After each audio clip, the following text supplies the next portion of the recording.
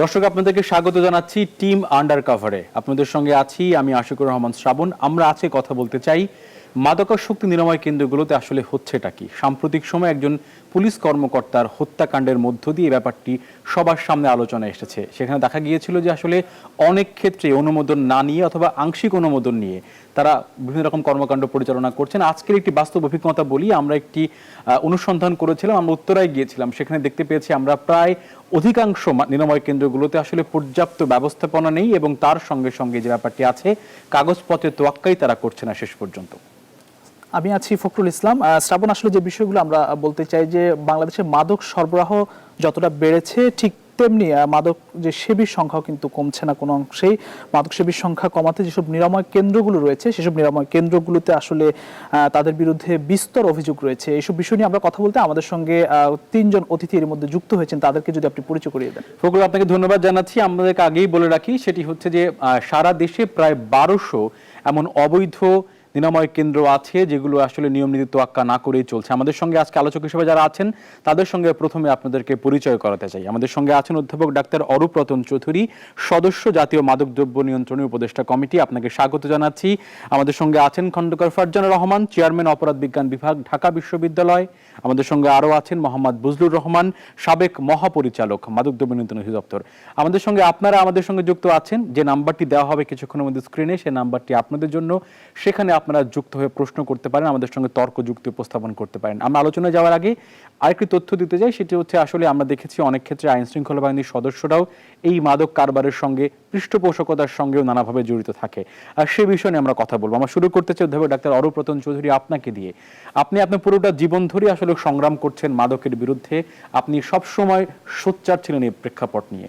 যদি আসলে নিরাময় কেন্দ্রগুলোর বর্তমান বাস্তবতা এবং আপনাদের বিভিন্ন রকম জানাশোনা নিয়ে কথা বলতে চাই, তাহলে আপনি আসলে প্রারম্ভিক ভূমিকায় কি বলতে চান এই প্রসঙ্গে, ডাক্তার অরূপ রতন চৌধুরী?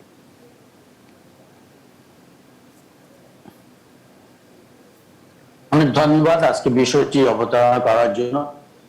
মাদক নিয়ে দীর্ঘদিন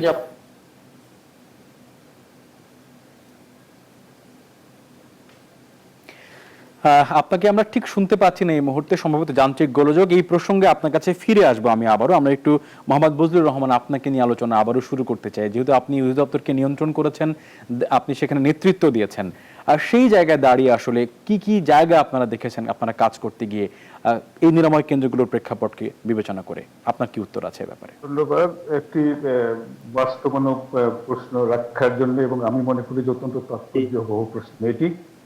আমি এলাকে বলতে চাই যে মাদকদ্রব্য নিয়ন্ত্রণ আইন যেটি প্রবর্তন করা হয়েছে 2018-তে, তার 7-3 উপধারায় এ বিষয়ে বলা আছে। সেখানে বলা আছে যে সরকার চাইলে মাদকাসক্তদের চিকিৎসার জন্য এবং তাদের পুনর্বাসনের জন্য তারা অনুমোদন দিতে পারে বেসরকারি পর্যায়ে চিকিৎসা করার জন্য, পুনর্বাসন করার জন্য। ইন দ্যাট লাইট এ পর্যন্ত আমার কাছে যে উপাত্ত রয়েছে তাতে বলা যায় এভাবে যে 350 মতো বেসরকারি মাদকাসক্তি নিরাময় কেন্দ্রের অনুমোদন দেওয়া হয়েছে। দে আর স্টিল ইন অপারেশন। তো আপনি এর আগে যে অরূপ দাদাকে যে প্রশ্নটা করেছিলেন যে হাল ভোগের কথা, আমি যে বিষয়ে একটু আপনার দৃষ্টিতে আনতে চাই সেটা হলো যে মূলত এই যে বেসরকারি মাদকাসক্তি নিরাময় কেন্দ্রগুলো রয়েছে তারা কিন্তু তাদের অ্যাক্টিভিটিস জাস্ট 3 in 1, 3-এর মধ্যে 1 অথবা 1-এর মধ্যে 3। যেমন আমি বলি, দাদা এটা ভালো করে জানবেন, তারা পরামর্শ দেয়, দে আর প্রোভাইডিং কাউন্সেলিং, তারা চিকিৎসা দেয়, they are providing treatment to the target groups. তারা আরেকটি কাজ করে, সেটা হলো তারা দে আর গোয়িং ফর মানে পুনর্বাসন করে। তো আমার জানা মতে, আমি 15-তে আমি ওখানে ছিলাম, আমার জানা মতে দুটি বিষয় তারা মোটামুটি একটা ভালো জায়গাতে অবস্থান করছেন যারা এটা পরিচালনা করছেন পরামর্শ ক্ষেত্রে এবং চিকিৎসার ক্ষেত্রে। কিন্তু পুনর্বাসনের ক্ষেত্রে বিষয়টি বোধহয় খুব একটা জোরে সোরে এগোয়নি। এই বিষয়টি আরেকটু রিডিসকভার করা দরকার, একটু রিইনভেন্ট করার দরকার কাঙ্ক্ষিত সেবাটাকে নিশ্চিত করার জন্য। আমি আরেকটি কথা আপনাকে বলতে চাই, সেটা হলো দেখুন, আমাদের সরকারি পর্যায়ে পর্যন্ত আমাদের সেন্ট্রাল যে আমাদের মাদকাসক্তি নিরাময় কেন্দ্র আছে সেটি সহ 3টি বিভাগীয় পর্যায়ে মোট 4টি আমাদের সরকারি পর্যায়ে মাদকাসক্তি নিরাময় কেন্দ্র রয়েছে এবং তারা এ পর্যন্ত 199টি বেড তাদের রয়েছে। সুতরাং যদি আমরা বেডের সংখ্যার দিক থেকে আলোচনা করি এবং আমাদের যারা ডাইরেক্ট ড্রাগ এডিক্ট যারা রয়েছে আনুপাতিক হারে, যেটা আমরা বলি যে বলা হয় 70 লক্ষ অথবা ইন বিটুইন 70 অথবা 60 বা 70 লক্ষ, সেক্ষেত্রে কিন্তু আমাদের বেসরকারি পর্যায়ে যারা রয়েছে তারা কিন্তু মানে আজকে পর্যন্ত যেটা আমি জেনেছি সেটা হলো যে তারা তাদের হাতে এ পর্যন্ত প্রায় 4,500 মতো বেড রয়েছে বেসরকারি পর্যায়ে এবং আমাদের আছে 199টা। সেক্ষেত্রে আমি বেসরকারি পর্যায়ে যারা এটি কাজ করছে আমি পজিটিভলি এই জন্যই দেখবো যে আমার সরকারের তুলনায় তাদের কাভারেজটা কিন্তু অনেক বেশি বড়। সেখানে দোষ ত্রুটি যে কতগুলো বলা হচ্ছে সেটি নিয়ে ডিবেট থাকতে পারে। ডিবেট সেই প্রসঙ্গে আপনার কাছে আমার আরো অনেক প্রশ্ন আছে, আপনাদের সঙ্গে থাকুন। আমরা একটু অরূপরতন চৌধুরী, নিশ্চয়ই আপনি আমাকে প্রথমে শুনতে পেয়েছেন, এখন কি আপনি আমাকে শুনতে পাচ্ছেন কিনা অরূপরতন চৌধুরী? হ্যাঁ, শুনতে পাচ্ছি। জি, আচ্ছা, আপনার উত্তরটি আমরা প্রত্যাশা করছি। আমি যেটা বলতে চাচ্ছি যে বাংলাদেশে যে জি, আপনাকে ছোট্ট একটা পরামর্শ দিই, সেটা হচ্ছে আপনার স্ক্রিনটা উল্টে আছে, আপনি যদি একটু সেটিকে ভার্টিক্যালি করেন তাহলে আমার ধারণা আপনাকে আমরা ঠিক মতো এবার ঠিক আছে। উত্তরটি আপনার কাছে চাচ্ছি আমরা, অরূপরতন চৌধুরী। জি, না, আমি যেটা বলতে চাচ্ছি সেটা হচ্ছে যে বাংলাদেশে যে এইরকম যে অবৈধ নিরাময় কেন্দ্র বেশ কয়েকটি আছে, ইতিমধ্যে কিন্তু আমরা এটা মাদক নিয়ন্ত্রণ অধিদপ্তরের কাছে আমরা বলেছি এবং মাদক নিয়ন্ত্রণ অধিদপ্তর এই বিষয়ে অবগত এবং স্বরাষ্ট্র মন্ত্রণালয় থেকে আমাদের মাদক নিয়ন্ত্রণ উপদেষ্টা কমিটি এবং বোর্ডের মাধ্যমে আমরা যে মিটিং করেছি সেখানে কিন্তু বিষয়গুলো আলোচিত হয়েছে এবং দীর্ঘদিন যাবৎ এইসব নিরাময় কেন্দ্রগুলোকে অ্যাকাউন্টেবিলিটির মধ্যে আনার জন্য একটি প্রচেষ্টা কিন্তু মাদক নিয়ন্ত্রণ অধিদপ্তর ইতিমধ্যে নিয়েছিলেন এবং নিচ্ছেনও, কিন্তু তার মধ্যেও কিছু মাদকদ্রব্য নিয়ন্ত্রণ অধিদপ্তরের যেহেতু লোকবলের কিছুটা সমস্যা অভাব, সেই জন্য সারা দেশব্যাপী যে বিভিন্ন ধরনের নিরাময় কেন্দ্র ব্যাঙের ছাতা মতো গজিয়ে উঠেছে, সেগুলাকে নিয়ন্ত্রণে আনার মতো সেরকম শক্তি সামর্থ্য কিন্তু তাদের মধ্যে এখনো পরিলক্ষিত হয়নি। আমরা জানি যে সরকারিভাবে এখানে ঢাকা শহরে প্রায় 50টি নিরাময় কেন্দ্রের জন্য লাইসেন্স আছে এবং সারা দেশব্যাপী প্রায় 150টির মতো নিরাময় কেন্দ্রের লাইসেন্স আছে, কিন্তু প্রায় 1000-এরও বেশি এইরকম অবৈধ নিরাময় কেন্দ্র রয়েছে যারা উইদাউট লাইসেন্স বা পারমিশন চাওয়ার সাথে সাথেই তারা নিরাময় কেন্দ্র শুরু করে দিয়েছে লাইসেন্স পাওয়ার আগেই। এই যে নিরাময় কেন্দ্রগুলো গড়ে উঠেছে, এদেরকে সরজমিনে গিয়ে পরীক্ষা করে তাদের লাইসেন্স এবং তাদের যেসব শক্তি সামর্থ্য নিয়ে একটা নিরাময় কেন্দ্র গড়ে, আমি মনে করি যে এটা একটা টিম ওয়ার্ক। একটা মাদকাসক্ত নিরাময় কেন্দ্র কিন্তু এত সহজ না।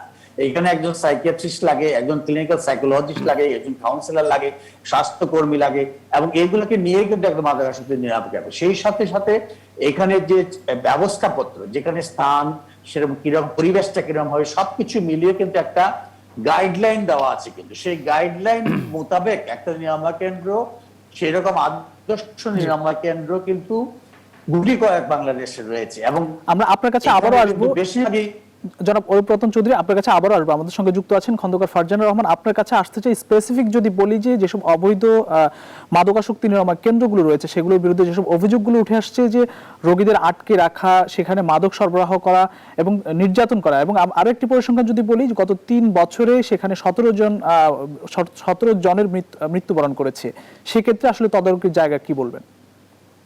আচ্ছা, ধন্যবাদ। দেখুন, মাদকদ্রব্য প্রিভেনশনের জায়গায় তিনটা যে কম্পোনেন্ট রয়েছে, একটা হচ্ছে সাপ্লাই প্রিভেনশন, একটা হচ্ছে ডিমান্ড প্রিভেনশন, একটা হার্ম রিডাকশন। হার্ম রিডাকশনটা কিন্তু আমরা দেখেছি যে বিশ্বের বিভিন্ন জায়গায় এটা পাবলিক হেলথ অ্যাপ্রোচ হিসেবে ব্যবহার হলো। আমাদের দেশে কিন্তু এটা সম্পূর্ণভাবে আমরা দেখেছি, মানে যেটা বিজ্ঞ আলোচকরা বলছিলেন যে এটা এখানে দেখা যাচ্ছে মাত্র 3-4টা নিরাময় কেন্দ্র রয়েছে যেগুলো সরকারি ব্যবস্থাপনায় চলছে, বাকি বেশিরভাগই কিন্তু মানে 95% কিন্তু হচ্ছে বেসরকারি ব্যবস্থাপনায়।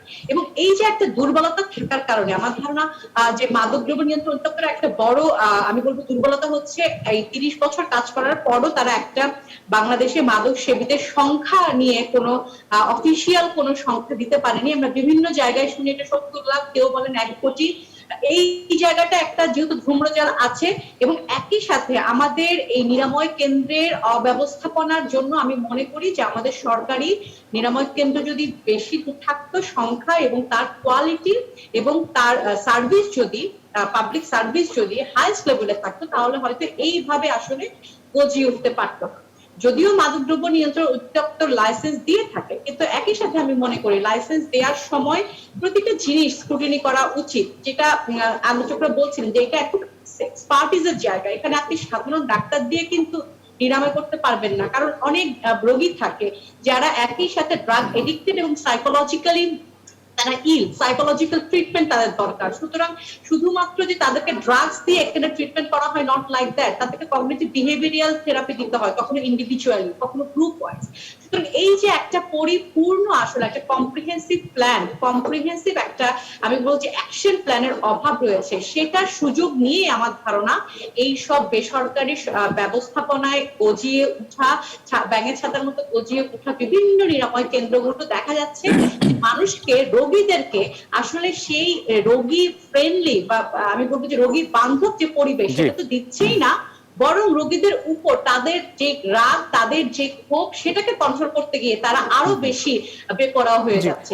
সেটারই একটা বলি হলো রিসেন্ট একজন পুলিশ অফিসারের মৃত্যু। এই জায়গাটিতে আমরা একটু মাদকদ্রব্য নিয়ন্ত্রণ অধিদপ্তরের সাবেক মহাপরিচালক বজলুর রহমান আপনার কাছে আসতে চাই যে যারা আসলে মাদকাসক্ত নিরাময়ের দায়িত্ব নেন তাদের যদি এই অবস্থা হয়, তাদের বিরুদ্ধে এত অভিযোগ থাকে, তাহলে আসলে তদারকির দায়িত্ব কাদের, কি বলবেন আসলে? আচ্ছা, আমাদের বিরতি নেওয়ার সময় হয়েছে, বিরতিটা নিয়ে এই সূত্রটি নিয়ে ফখরুল আসলে আমাদের যে আলোচনাগুলো করছি আমরা, আলোচনাটির মধ্যে আমাদের সবচেয়ে গুরুত্বপূর্ণ বিষয় হচ্ছে যে এই যে হচ্ছে মাদকদ্রব্য নিয়ন্ত্রণ অধিদপ্তর যে পরিচালনাগুলো করছেন সেই জায়গায় কিভাবে আসলে ব্যবস্থাপনাগুলো করা যায় সেই প্রসঙ্গে কথা বলবো ছোট্ট একটা বিরতির পরে। বিরতি নিয়ে ফিরছি আমরা দুজন আপনাদের সঙ্গে।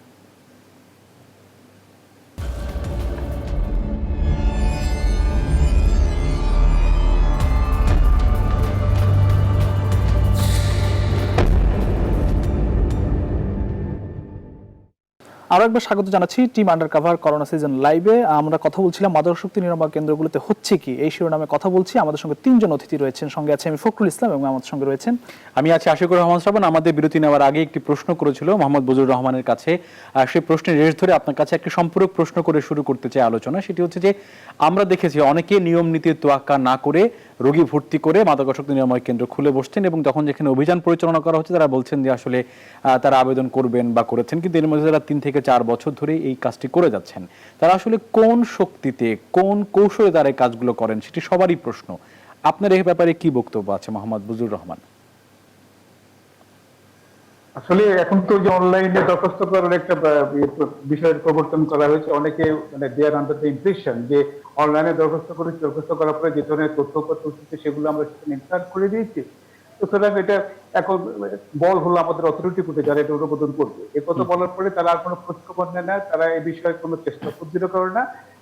ফলশ্রুতিতে তারা মনে করে যে যেহেতু আমরা অথরিটির কাছে অথরিটির নজরে বিষয়টা এনেছি, it is up to the decision of the authority, authority সবগুলো কাজ করবে, এখন উই আর ফ্রি, আপনি can do and undo everything, এরকম একটা বাজে একটা মানসিকতা তাদের মধ্যে কাজ করে। আমি ব্যক্তিগতভাবে যেটা মনে করি, আমার খুব বেশি দিনের অভিজ্ঞতা না, আমার 1.5 বছরের অভিজ্ঞতা ডিএনসিতে, আমি যেটা মনে করি যে ডিএনসি নোডাল এজেন্সি হিসেবে তার দায়িত্ব অন্য কারো কাছে শিফট করতে পারে না। এটা তার moral responsibility to bring all this things under control. এটা নিয়ে কোনো কম্প্রোমাইজ করা হয়ে যাবে। এখন বিষয়টা হচ্ছে যেটা আমি ব্যক্তিগতভাবে যে জিনিসটা আমি চর্চা করি, হোয়াট আই পার্সোনালি কালটিভেট, সেটা হলো কি যে আমার চাওয়াটা কি জরুরি কিনা, ভেতরে তাগাদা আছে কিনা আমার চাওয়াটার মধ্যে, that is to be taken into consideration. এই জায়গা থেকে কম্প্রোমাইজ করার সুযোগ নাই। আমি যা বলবো সেটা দিনের বেলা আমি 15টা কথা বলি, তার ভিতরে কাজটা একটা করি। জি, আমরা একটু কথা যদি আমি বলি তাহলে আমরা একটু অধ্যাপক ডক্টর অরূপ রতন চৌধুরী আপনার কাছে আসতে চাই। যে প্রশ্নটি আপনি দীর্ঘদিন ধরে কাজ করছেন মাদকের বিরুদ্ধে, যে বিষয়টি সরকারি হিসেবে এখন পর্যন্ত 38 লাখ মাদক সেবীর সংখ্যা এবং বেসরকারি হিসেবে সেটি 70 লাখ। এখন পর্যন্ত মাদকের সরবরাহ সংখ্যা যেমন কমানো যাচ্ছে না, তেমনি ভাবে মাদক সেবীর সংখ্যা কিন্তু কমছে না। এক্ষেত্রে আসলে উপায় কি হতে পারে নিয়ন্ত্রণের, আপনি যদি বলেন? উপায় তো 3টেই আমরা সবসময় বলি, demand reduction, supply reduction, harm reduction. কিন্তু দেখেন আমাদের যে ডিমান্ড এবং সাপ্লাই রিডাকশনের ক্ষেত্রে বাংলাদেশ সরকার ইতিমধ্যে কিন্তু মাননীয় প্রধানমন্ত্রী মাদকের বিরুদ্ধে যুদ্ধ ঘোষণা করেছেন এবং মাদক বিরোধী অভিযান পরিচালিত হচ্ছে গত বছর থেকে, এবং সেটা কিন্তু এখন আইন শৃঙ্খলা বাহিনীর সব ধরনের পুলিশ, র্যাব, বিজিবি, আপনার সেনাবাহিনী সবাই কিন্তু এই ক্ষেত্রে কাজ করে যাচ্ছে, এবং মাদক নিয়ন্ত্রণ অধিদপ্তর তারাও কাজ করছে, কিন্তু সমস্ত আইন শৃঙ্খলা বাহিনীর লোক মিলিয়েও কিন্তু এই মাদককে রোধ করা যাচ্ছে না। একমাত্র কারণ হচ্ছে যে মায়ানমার থেকে ইয়াবা কারণ, এবং সাম্প্রতিককালে আপনারা জানেন যে আরেকটি মাদক আসে আমাদের এখানে ভর করছে, সেটা হচ্ছে মাদক, ভয়ঙ্কর মাদক আইস। এটা যে সাম্প্রতিক গত সপ্তাহ খানেক আগে সেটা কিন্তু ধরা পড়লো একটা বিরাট, যেটা একসময় ছিল প্রায় 10 বছর আগে, সেটা আবার ফিরে আবার চলে আসছে। সুতরাং একটা ক্ষেত্র যেখানে তৈরি হচ্ছে মাদকের, সেটা বুঝতে কোনো কষ্ট হয় না। সুতরাং এর পিছনে একটা বিরাট গডফাদার কাজ করছে, এবং মায়ানমারে যে আমরা শরণার্থী যে শিবিরটা, সেখানে কিন্তু ইতিমধ্যে রোহিঙ্গাদের মধ্যে একটা সন্ত্রাসী গ্রুপ তৈরি হয়েছে, মাদক বিক্রেতা তৈরি হয়েছে, এবং তারাই কিন্তু এখন তারা এইসব কাজে কিন্তু লিপ্ত হয়ে যাচ্ছে। এই ধরনের ভিতর থেকে কিন্তু সাপ্লাইটা হচ্ছে, এবং সাম্প্রতিককালে যে ধরা পড়লো একটা বিদেশ যাওয়ার সময় একটা গার্মেন্টস এর মাধ্যমে একটা বিরাট চালান ধরা পড়লো, সেখানেও কিন্তু লক্ষ্য করা গেল যে রোহিঙ্গাদের সম্পৃক্ততা রয়েছে। সুতরাং আমাদের ভিতরের যে পরিস্থিতিটা, সেটাও কিন্তু আমাদের এখন ঠিক করতে হবে। এই রোহিঙ্গা ক্যাম্পগুলোর মধ্যে যে সন্ত্রাসী বাহিনী এবং মাদকের যে ব্যবসাটা শুরু হয়েছে ইতিমধ্যে। আর আরেকটি কথা আমি বলতে চাই, সেটা হচ্ছে যে এই হার্ম রিডাকশনের ব্যাপারটা কিন্তু আমরা পুরোপুরি ভাবে ব্যর্থ হচ্ছি। আমরা যে চিকিৎসাটা দেব, আমি তো বিদেশে ছিলাম, আমেরিকাতে আমি দেখেছি মাদক নিয়ন্ত্রণ যে নিরাময় কেন্দ্রগুলা, সেটা শহর থেকে বিরাট দূরে, এবং খুব সুন্দর ভাবে একটা রিহ্যাব সেন্টার তারা তৈরি করে, যেখানে মাদকাসক্তরা সমস্ত কিছু সুযোগ সুবিধা পায়, তাদের চিকিৎসার একটা বিরাট ক্ষেত্র তৈরি হয়, সুন্দর একটা পরিবেশ তাদেরকে দেওয়া হয়, যাতে তারা স্বাভাবিক জীবনে ফিরে আসতে পারে। কিন্তু সেই ধরনের পরিবেশ বা সেই ধরনের মাদকাসক্ত নিরাময় কেন্দ্র আমাদের এখানে একেবারেই অনুপস্থিত, এবং বাংলাদেশের সরকারিভাবে যেটা মাদক নিয়ন্ত্রণ অধিদপ্তরের আন্ডারে কেন্দ্রীয় মাদকাসক্ত নিরাময় কেন্দ্র রয়েছে, সেখানে কিন্তু একটা সরকার প্রচেষ্টা চালাচ্ছে যে এটাকে একটা ইন্টারন্যাশনাল স্ট্যান্ডার্ড একটা তৈরি করার জন্য। আপনার কাছে আমি আসি একটু পরে এই প্রসঙ্গ নিয়ে। ফারজানা রহমান, আপনার কাছে আসতে চাই। আসলে আমরা মাদকের সাপ্লাই চেইন নিয়ে যখন কথা বলি, তখন দেখতে পাই যে মাদক ব্যবসায়ীদের সঙ্গে সঙ্গে আইন শৃঙ্খলা বাহিনীর কিছু অসাধু কর্মকর্তা বা কর্মচারী সব সেক্টরেই যারা আসলে দায়িত্ব পালন করছেন, তারা এর সঙ্গে যুক্ত হয়ে এটাকে নিরাপদ জায়গায় রূপান্তরিত করেন। এখানে আমরা দেখেছি আসলে এখানে পুলিশ বাহিনীর সদস্য আছে, এখানে আছে সীমান্তরক্ষী বাহিনীর সদস্য, সবাই আছে এখানে। এই যে একটা আনহোলি অ্যালায়েন্স তৈরি হয়, আর সেই প্রসঙ্গে আপনার কোনো বক্তব্য আছে কিনা ফারজানা রহমান? জি, ধন্যবাদ। বজরুল রহমান সাহেব কিন্তু এই কথাটা প্রবর্তন করেছে, বলছিলেন উনি, তখনই হয়তো লাইনটা চলে গেল, যে আমি যদি 15টা কথা বলি তার কাজ করি একটা, তাহলে কিন্তু আসলে হবে না। এখন জিনিসটা হচ্ছে, আমাদের আইন শৃঙ্খলা বাহিনী আছে, আমাদের বিজিবি আছে, আমাদের কোস্টাল আছে, তারা আসলে কতটুকু সিনসিয়ারলি কাজ করছে। মাননীয় প্রধানমন্ত্রী তো বলছেন যে জিরো টলারেন্স নেওয়া হবে বা নিচ্ছি আমরা, কিন্তু তাদের আসলে অ্যাক্টিভিটিস, তাদের পেশাগত দক্ষতা, পেশাগত কমিটমেন্টটা কতটুকু, সেটা তো আমার প্রশ্ন আছে। সেই প্রশ্নের উত্তর দিতে গিয়ে আমি মনে করি আমাদের পুলিশদের ভিতরেও কিন্তু একটা অংশ, সব পুলিশ যে একই ধরনের অপরাধ করে সেটাও না, সব পুলিশ যে অপরাধ করে সেটাও ঠিক না, কিন্তু একটা অংশ, কিছু কিছু পুলিশ কিন্তু আসলে এই ধরনের বিভিন্ন, আমি বলবো যে মাদক দ্রব্য গ্রহণ করছে, সেটার প্রমাণ কিন্তু আমরা বিভিন্ন সময় মিডিয়াতে পেয়েছি। এবং এটাও ঠিক যে কখনো কখনো কিন্তু সেটার একটা ফেয়ার শেয়ার, এই মাদক দ্রব্য ক্যারি করা বা সেটাকে বিক্রি করা একটা ফেয়ার শেয়ার কিন্তু অনেক সময় উপরের পুলিশ মহলেরও কেউ কেউ পেয়ে থাকে, এটা আমরা শুনেছি। সুতরাং বিষয়টি হচ্ছে যে আসলে আইন শৃঙ্খলা রক্ষা করবে, আইন শৃঙ্খলা এক্সিকিউট করবে, তারা যখন এই ধরনের অপরাধে জড়িয়ে যায়, তখন কিন্তু আসলে সাধারণ মানুষের ওই ভরসার জায়গাটা থাকে না। এবং আরেকটা বিষয় আমি বলতে চাই, যেটা বিজ্ঞ আলোচকরা বলছেন, তার সাথে অ্যাড করতে চাই। দেখুন, আমাদের যে নতুন আইনটি রয়েছে 2018, সেখানে কিন্তু ক্লিয়ার করে 34 নম্বর প্রভিশনে বলা আছে, যদি কোর্ট দেখে যে কোনো ব্যক্তি কোন ধরনের মাদকদ্রব্য শুধুমাত্র গ্রহণ করে, সে বিক্রি করে না, সে ম্যানুফ্যাকচার করে না, সে ক্যারি করে না, শুধুমাত্র সে গ্রহণ করছে তার নিজের শারীরিক তাগিদে, সেই ক্ষেত্রে কিন্তু কোর্ট ইচ্ছে করলে তাকে কোনো ধরনের শাস্তি না দিয়ে মাদকদ্রব্য আপনার নিরাময় কেন্দ্রে পাঠিয়ে দিতে পারে। এই যে একটা প্রভিশন নতুন একটা আইনে অ্যাড করা হয়েছে, আমি বলি যে এটা খুব একটা পজিটিভ প্রভিশন, কিন্তু দেখুন এই প্রভিশনটা কিন্তু আলটিমেটলি কার্যকর করা হচ্ছে না, যেহেতু আমাদের এক ধরনের লোকবলের অভাব রয়েছে, আমরা শুনছিলাম এক ধরনের ইনফ্রাস্ট্রাকচারের অভাব রয়েছে। সুতরাং আইন আছে, ফারজানা রহমান, এই প্রসঙ্গে আমরা একটু পরে এসে আলোচনা করব, বিরতি নেওয়ার পরে এসে আমরা একটু বজলুর রহমান আপনাকে দিয়ে ছোট্ট করে আলোচনা বিরতির আগে শেষ করতে চাই, যে বলছে রক্ষক যখন ভক্ষক হয় তখন আসলে আমাদের করণীয় কি থাকে, সে প্রসঙ্গে আপনার ছোট্ট একটু কমেন্ট নিতে চাই আমরা। মোহাম্মদ বজলুর রহমান। আমি যেটা বলি সেটা হলো এই লড়াইটা যুদ্ধবদ্ধ লড়াই, united effort to be done. এক্ষেত্রে সবাইকে সঙ্গে নিয়ে আপনি একটা কথা বলেছিলেন যে হলি অ্যালায়েন্সের কথা বলেছিলেন, ইন ব্যাড সেন্স, আমি ইন গুড সেন্স বলতে চাই আমাদের একটা হলিস্টিক অ্যাপ্রোচ দরকার। এবং আমি আগে যে কথাটা বলে দিই, আমি ব্যক্তিগতভাবে যদি আমি আবারও এটি উচ্চারণ করতে চাই যে আমি যে কথাটা আজকে এই টকশোতে বলছি সেটি আমার জীবন চর্চার অংশ কিনা, সেটি আমি আমার ভেতরে সেটা আমি আমার একান্তে আমি লালন করছি কিনা, এর ডেমনস্ট্রেশন যদি আমি দিতে পারি তাহলে আমি মনে করি যে কোনো প্রতিকূল অবস্থার আমরা জয়ী হতে পারবো এবং সেক্ষেত্রে কোনো শক্তি আমাদের অগ্রযাত্রার পথকে রুখতে পারবে না, রুদ্ধ করতে পারবে না। আমরা একই প্রত্যাশা করছি। বিরতির পরে এসে আমরা এই প্রত্যাশা বাস্তবায়নের কি পথ হতে পারে সে প্রসঙ্গে কথা বলবো। ফখরুল, আপনি বিরতিতে নিন। জি, মাদকাসক্তি নিরাময় এবং মাদক সর্বোপরি সারা দেশ জুড়ে যে মাদকের নিয়ন্ত্রণ, সেই ক্ষেত্রে আসলে কর্তব্য এবং দায়িত্বের জায়গা রয়েছে মাদক দ্রব্য নিয়ন্ত্রণ অধিদপ্তর। আমরা এই বিষয় নিয়ে কথা বলবো আরো। আমরা একটি বিরতি নিচ্ছি, ফিরছি একটু পর, সঙ্গেই থাকুন।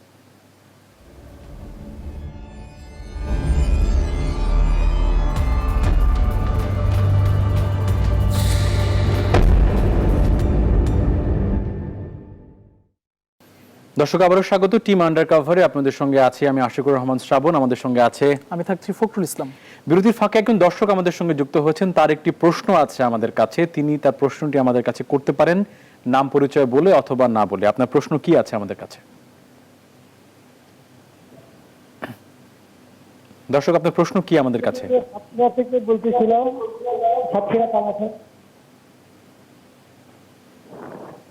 আপনার প্রশ্ন আমরা শুনতে চাই, প্রশ্ন কি আপনার আমাদের কাছে? সাতক্ষীরা কালাকানা থেকে জি, কাজা ইয়াবা সব কিছু বিক্রি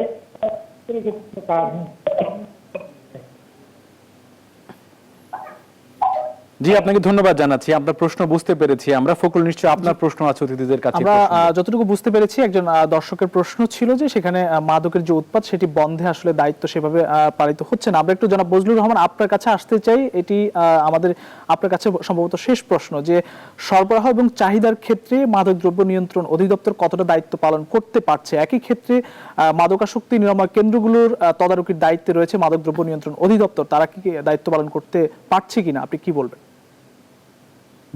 নোডাল এজেন্সি হিসেবে আমি আবারও বলি, নোডাল এজেন্সি হিসেবে মাদক দ্রব্য নিয়ন্ত্রণের টোটাল দায়িত্বটা বর্তায় মাদক দ্রব্য নিয়ন্ত্রণ অধিদপ্তরের উপরে।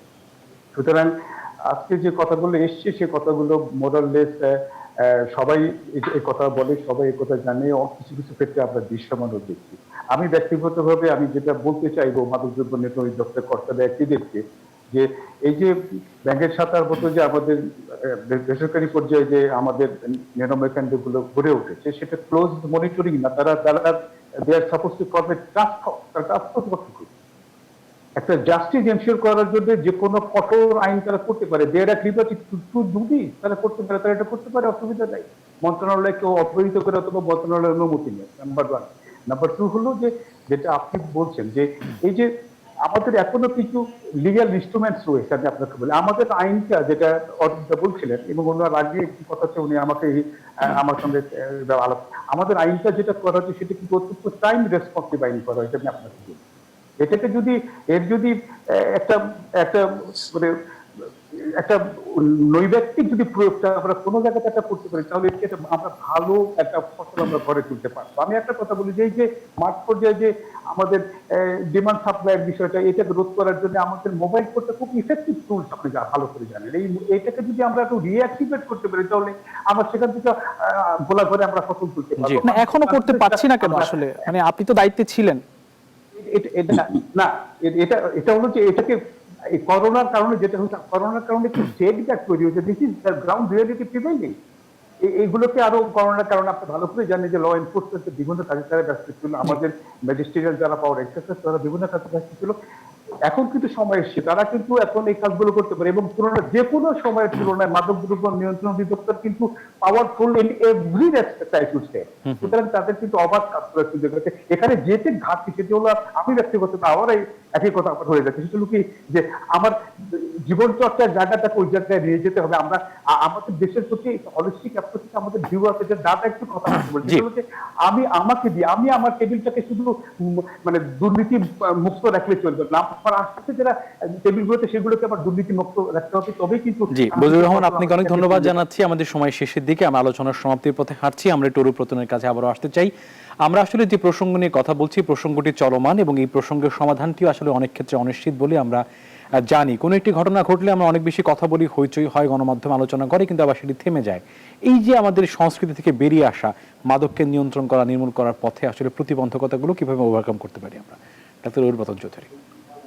ধন্যবাদ। আসলে ইতিমধ্যে যে ঘটনাটি ঘটলো, যে পুলিশের ঘটনাটি ঘটলো, যে নিরাময় কেন্দ্রে যেটা অবৈধভাবে তারা একটা নিরাময় কেন্দ্রের মধ্যে চিকিৎসাটা করলো, অপচিকিৎসা, সেটা পরে কিন্তু টনক নড়লো এবং ইতিমধ্যে মাদক অধিদপ্তর কিন্তু একটা স্টেপ নিয়েছে এবং তারা কিন্তু সবগুলো এখন সরজমিনে পরীক্ষা করছে যে কোন কোন নিরাময় কেন্দ্র লাইসেন্স ছাড়া বা কোন কোন নিরাময় কেন্দ্র তাদের পর্যাপ্ত লোকবল ছাড়া সে সমস্ত চিকিৎসা পরিচালিত করে, তার একটা তালিকা তারা তৈরি করে। ইতিমধ্যে সেগুলাকে সিলগালা করার একটা ব্যবস্থা তারা নিয়েছে, সেটাকে আমরা সাধুবাদ জানাই। কিন্তু এই সঙ্গে আমি একটা কথা বলতে চাই, যেহেতু প্রসঙ্গটি ঘটনাটি ঘটেই গেছে, এই ঘটনার জন্য আবার পুনরাবৃত্তি না হয় সেই জন্য আমরা ইতিমধ্যে এই মাসে আমাদের একটা মিটিং আছে মাদক নিয়ন্ত্রণ উপদেষ্টা কমিটির, আমরা সেখানে একটা প্রস্তাব আমরা দিব যে একটা টাস্কফোর্স গঠনের মাধ্যমে সারা দেশে এগুলা যে কতগুলা অবৈধ নিরাময় কেন্দ্র রয়েছে তারা এই ধরনের ঘটনা পুনরাবৃত্তি না হয় তার মধ্যে যেন সিলগালা করে দেওয়া হয় এবং যথারীতি পরীক্ষা নিরীক্ষার পর যেন লাইসেন্স গুলা দেওয়া হয় এবং যারা ইতিমধ্যে চিকিৎসা করছে তাদেরও কিন্তু একটা ইন্সপেকশনের মধ্যে আনা উচিত। আমি জানি যে 2 মাস পর পর এগুলো একটা ইন্সপেকশন টিম যে দেখার কথা, কিন্তু কতগুলা দেখা হচ্ছে কতগুলা দেখা হচ্ছে না সেটাও কিন্তু একটা জানার বিষয় রয়েছে। আর সবশেষ যে কথাটা আমি বলবো, আমাদের একটা প্রস্তাব ছিল গত মিটিং এ যে আমরা প্রতিটি হাসপাতালে এখন মাদকাসক্তদের চিকিৎসার জন্য একটা ওয়ার্ড খোলার জন্য একটা প্রস্তাব সরকারের কাছে আমরা দিয়েছি। যেহেতু অসংখ্য মাদকাসক্ত বাংলাদেশ এখন তৈরি হচ্ছে এবং তাদের হার্ম রিডাকশনের যে ব্যাপারটা, চিকিৎসার জন্য পর্যাপ্ত ব্যবস্থা আমাদের ইতিমধ্যে তৈরি করতে হবে। জি ধন্যবাদ। খন্দকার ফারজানা রহমান, আপনার কাছে আসতে চাই সর্বশেষ প্রশ্ন আপনার কাছে, যে মাদকের যে নিয়ন্ত্রণ, সেই নিয়ন্ত্রণের জায়গায় আপনি কি বলবেন? একই ক্ষেত্রে অনেক অনিয়ম রয়েছে, সরবরাহের ক্ষেত্রে গডফাদার রয়েছে, একই সঙ্গে নিয়ন্ত্রণ যে মাদকাসক্তি নিরাময় কেন্দ্রগুলো রয়েছে সেখানে অনিয়মও রয়েছে। আপনি সর্বশেষ কি বলবেন? আর ফারজানা রহমানের কাছে আমার ছোট্ট একটু সম্পূরক প্রশ্ন আছে, যে সংক্ষেপে আপনি বলবেন যে এই যে এখন তৎপরতা চলছে, তারা কি আগে জানতেন না এই নির্মাণ কেন্দ্রগুলো অবৈধ? তাহলে তারা আসলে সেই সময় গোয়েন্দা নজরদারি কোথায় ছিল? এই প্রশ্নের উত্তরটি আপনার কাছে আমি চাই। শ্রাবণের প্রশ্নের উত্তরটা দিয়ে শুরু করি। সেটা হচ্ছে, দেখুন, যে মাদক নিরাময় কেন্দ্রগুলো গড়ে উঠেছে তার মধ্যে কিন্তু এরকম একটা কথা আছে যে বিভিন্ন রাজনীতির সাথে জড়িত যারা আছেন বা রাজনীতিবিদরা, তারাও দেখা যাচ্ছে এরকম একটা সুযোগ নিয়ে বিভিন্ন কেন্দ্র গড়ে তুলছে এই আপনার লাইসেন্স ছাড়াই, কোনো ধরনের অনুমোদন ছাড়াই। এটা কিন্তু আমরা মিডিয়াতে পেয়েছি। এবং একই সাথে আপনি যে আনহলি অ্যালায়েন্সের কথা বললেন, দেখেন মাদকদ্রব্য নিয়ন্ত্রণের জন্য একটা বড় জায়গা হচ্ছে কমিটমেন্ট। সেটা মাদকদ্রব্য নিয়ন্ত্রণ অধিদপ্তরের, সেটা সরকারি ব্যবস্থা, সরকারি কর্মকর্তা কর্মচারীদের, সেটা বিজিবি হোক, পুলিশ হোক, সবার।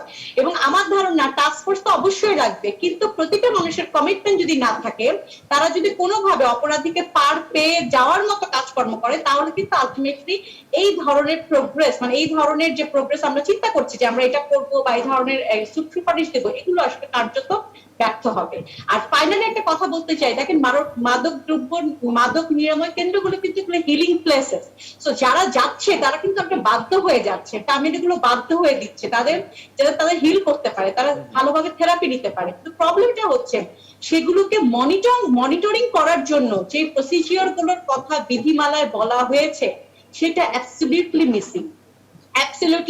আমরা জানি না, এটা হয়তো শুরু হবে, অরূপদা বললেন, আমরা আশাবাদী হতে চাই, কিন্তু একই সাথে আমার মনে হয় এই নিয়ন্ত্রণটা এবং এই সুপারভিশনটা কন্টিনিউ যাতে করা হয় ঠিক মতো, এবং এই সুপারভিশন যাতে কন্টিনিউ করা হচ্ছে কিনা সেটাও যাতে ফলো আপ করা হয়। সেটা যদি মানে করা না হয়, আলটিমেটলি কিন্তু এই সকল ধরনের আমি বলবো যে আয়োজন, সেগুলো আসলে ব্যর্থ হয়ে যাবে। জি, আপনাদের সবাইকে অনেক ধন্যবাদ জানাচ্ছি। আমাদের শেষ করার আগে ছোট্ট একটি বক্তব্য আছে, আমরা অল্প অল্প করে সবার বক্তব্যই নেই। জনাব বজলুর রহমান, আপনার কাছে ছোট্ট 30 সেকেন্ডে আসলে এই যে এখনকার উদ্যোগ নেওয়া হয়েছে, উদ্যোগটি যেন চলমান থাকে সে প্রসঙ্গে আপনার কি বক্তব্য আছে? বজলুর রহমান। এই উদ্যোগ তো আমি বলি এর আগেও নেওয়া হয়েছে বিভিন্ন পর্যায়ে, কিন্তু এর ধারাবাহিকতা থাকছে না, এটি একটি বড় বিগ কোয়েশ্চেন। জি। তারপরে আমি বলি সেটা হলো যে আপা যেটা বললেন আর কি, তার সাথে আমি একাত্ম হয়ে ঘোষণা করতে চাই যে আমরা যে যেখানেই থাকি না কেন, আমাদের অবস্থান থেকে আমরা আমাদের সহযোগিতার হাতটা, আমাদের মানুষের উপকার করার হাতটা, মানুষের এই অন্যায় প্রতিরোধ করার হাতটা যদি আমরা সিনসিয়ারলি বাড়িয়ে দিই, তাহলে কোনো অপশক্তি আমাদেরকে ঠেকাতে পারবে না। জি, অরূপ রতন, আপনার শেষ বক্তব্য, আমরা একদম শেষ পর্যায়ে, আপনার শেষ লাইন। আমি বলতে চাই যেটা সেটা হচ্ছে আমরা শুধু আইন শৃঙ্খলা বাহিনী এবং সরকারের দিকে তাকিয়ে বসে আছি, কিন্তু যার যার জায়গা থেকে আমরা যদি এই মাদকাসক্ত যেখানে অপচিকিৎসা হচ্ছে সেইখানে যাতে মানুষ না যায় সেই ব্যাপারেও কিন্তু একটা সচেতনতা বৃদ্ধি কার্যক্রম আমাদের তৈরি করা উচিত, এবং কোথায় তারা চিকিৎসার জন্য যাবে সেই ব্যাপারে আমাদের জনগণকে অবহিত করা, সচেতন করা, এটাও কিন্তু আমাদের। আপনাদের সবাইকে অনেক ধন্যবাদ জানাচ্ছি। আজকের মতো আলোচনা এখানে শেষ করতে হচ্ছে। আপনারা আমাদের সঙ্গে যুক্ত হওয়ার জন্য অসংখ্য ধন্যবাদ আপনাদেরকে। ফখরুল। মাদকাসক্তি নিরাময়, দেশ থেকে মাদক নির্মূলে যেমন তাদের গুরুত্বপূর্ণ দায়িত্ব রয়েছে এবং তারা নিশ্চয়ই সেই দায়িত্বগুলো সামনের দিনগুলোতে মেনে চলবেন। আমাদের সঙ্গে থাকবেন, টিম আন্ডারকভারের সঙ্গে থাকবেন, চোখ খোলা রাখবেন, অপরাধের তথ্য আমাদেরকে জানাবেন। আমাদের সঙ্গে থাকার জন্য ধন্যবাদ। আজকের মতো সবাইকে শেষ করছি এখানেই। শুভরাত্রি সবাইকে।